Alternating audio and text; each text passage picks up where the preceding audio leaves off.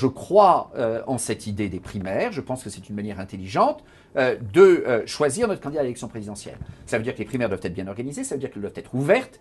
Et je préférerais, ça n'en prend pas tout à fait le chemin quand j'entends un certain nombre de responsables de l'UDI, et pour moi c'est une question extrêmement importante, je préférerais que ces primaires associent l'ensemble des responsables de l'opposition. C'est une vraie question qu'on doit poser à l'UDI. Je trouve qu'on ne dialogue pas suffisamment avec l'UDI vu de l'UMP.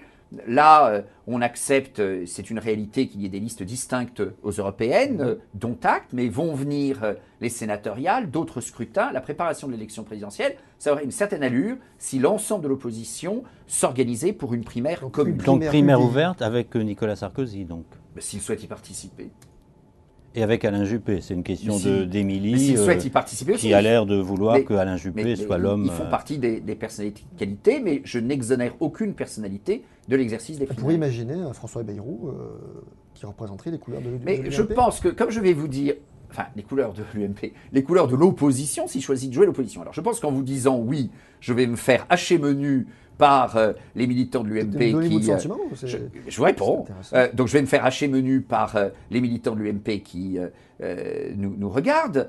Mais si l'on... Enfin, je suis cohérent avec moi-même, si je peux me permettre. Je dis qu'il serait bien qu'on ait une primaire ouverte à l'ensemble de l'opposition. Ça peut être des gens de l'UMP, ça peut être des gens de l'UDI. Et si le MoDem, clairement, aujourd'hui, se reconnaît dans l'opposition, ça peut en effet inclure le MoDem. Moi, ça ne me choque pas du tout. Mais est-ce que le premier tour de la présidentielle n'est pas déjà fait pour ça ? Oui, mais si on parle de primaire, c'est bien qu'on se situe dans une autre organisation du premier tour de l'élection présidentielle. Et vous voyez bien, compte tenu du rapport de force aujourd'hui, que l'hypothèse que le Front National arrive avant un candidat de l'UMP est une hypothèse qui n'est pas la plus probable aujourd'hui, mais qu'il ne faut pas exclure absolument. Et moi, je ne souhaite pas l'organiser, cette hypothèse. Et autre question de Richard de la Manif pour tous. Pourriez-vous vous porter candidat, vous, à une telle primaire ? C'est une excellente question. Les primaires seront organisées en 2016. Je pense que les candidats auront à se poser la question davantage en 2015.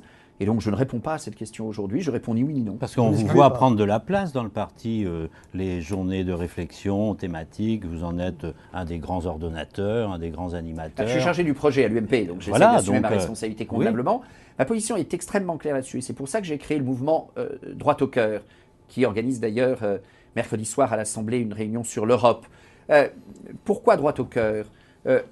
Sur l'offre politique, l'identité politique qui est la mienne, libérale sur le plan économique, libérale pragmatique, et en même temps conservateur sur les questions de société. J'assume, je le dis d'une autre manière, conquérant, parce que le monde d'aujourd'hui est un monde où il faut partir à la conquête, c'est un monde de risques, d'incertitudes, de concurrence, il faut être conquérant, et rassurant, parce que les repères, l'attachement aux valeurs donnent cet équilibre de vie. Et en même temps, l'autre raison d'être de Droit au cœur, c'est de dire que tout ce travail sur le projet que nous faisons aujourd'hui n'a pas vocation à être mis à la corbeille au seul motif de l'élection présidentielle. Donc, je réponds à notre internaute, le schéma le plus simple tout de même, et d'une certaine manière le plus aisé et le plus confortable pour moi, c'est de constater que ces valeurs et cette exigence programmatique sont pris en compte par un certain nombre de personnalités qui sont plus sous la lumière dans la préparation des primaires. Ce qui n'est pas le cas aujourd'hui. Si ça n'était pas le cas, je pense qu'un certain nombre de gens dont je suis se poseraient un certain nombre de questions.